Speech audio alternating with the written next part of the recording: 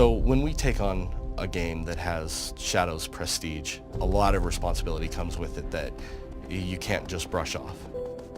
This is a classic. There's no denying what it is in people's minds in the space of games, and that we had to make it as great as people remember it being all over again. And that was a high bar. Going from a PlayStation 2 to a PlayStation 4, there are certain expectations. Just re-releasing it the same way we had it on the PlayStation 3 just wouldn't have done the title justice. We don't even consider it a remaster inside the studio. It is a remake from the ground up. Collectively, we understood this had to be beautiful. There was never a question about what our goal was, what we had to achieve. And so the question was, how do we get there? One of our biggest challenges has been staying true to the original atmosphere and environment and making sure that we maintain that while also increasing the graphical fidelity and visual quality of the levels. We used a lot of the base geometry for their very original game and kind of built off of that, taking some of those really basic core art direction cues and then expanding it out into a larger, more filled out world. I kind of use the analogy, it's kind of like taking a concerto that's just piano and trying to expand it into a symphony, trying to add all these instruments and then taking the vibe of it, taking the feeling of it, taking the direction of it, and expanding it into something that a modern audience would enjoy.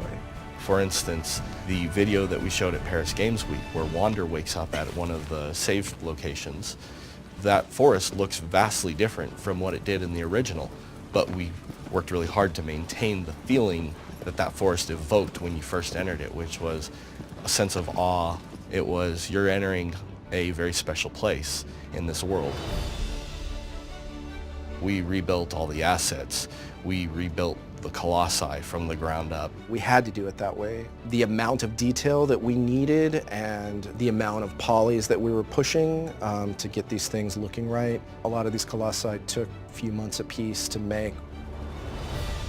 In the first game, one of the most incredible things that I remember was the hair on the Colossus, the fur. That was like, at the time, I had never seen anything like that, and we felt that it was important for the fur to be interactive and to be one of the central points of the Colossus, like the original.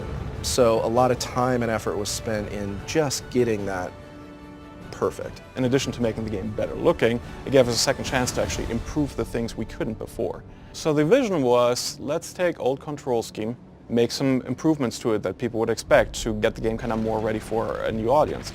At the same time, we didn't want to alienate the old audience, so we have a full classic control mode that allows people to play the game exactly the way they remembered it.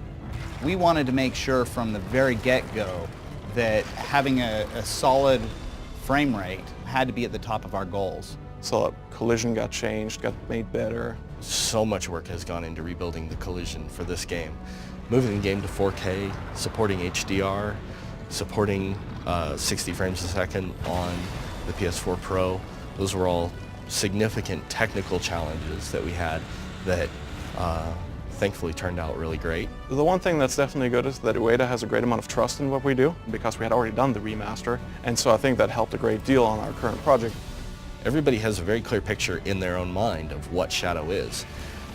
We obviously have to try and interpret all of those things from all the millions of different fans that this game has, and that is, it's not a burden, it's an honor and it's a great responsibility to take on. And we're fortunate that we're in a position where we can do that. It was an absolute honor to work on this project. It's so cool, man. It's like a once-in-a-lifetime thing.